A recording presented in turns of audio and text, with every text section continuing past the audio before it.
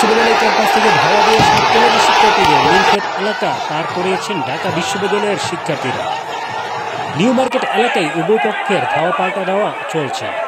এ ঘটনায় আহত হয়েছেন দুজন। রাত 11:30টার দিকে ধাওয়া পাল্টা দেওয়া শুরু হয়। সাত কলেজের শিক্ষার্থীরা ঢাকা কলেজের সামনে এবং ঢাকা বিশ্ববিদ্যালয়ের শিক্ষার্থীরা নীলক্ষেত মোড়ে অবস্থান করছে। পরিস্থিতি নিয়ন্ত্রণে 2 রাউন্ড সাউন্ড গ্রেনেড নিক্ষেপ করেছে পুলিশ। এর আগে রাত 11টার দিকে ঢাকা কলেজের সামনে থেকে মুক্তি ও গণতন্ত্র তরুণের সামনে পৌঁছান সাত কলেজের শিক্ষার্থীরা। এ সময় শিক্ষার্থীরা কলেজের সামনে অবস্থান নেয়। রাত 10:30টায় সায়েন্স ল্যাব মোড় থেকে অবরোধ তুলে মিছিল নিয়ে শিক্ষার্থীরা ঢাকা কলেজ ক্যাম্পাসে প্রবেশ করে। ঢাকা কলেজের আবাসিক হল থেকে আরও শিক্ষার্থী নিয়ে ঢাকা বিশ্ববিদ্যালয় ক্যাম্পাসে প্রবেশ করে পুরো বিসির বাসভবন ঘেরাওর ঘোষণা দেন সাত কলেজের শিক্ষার্থীরা।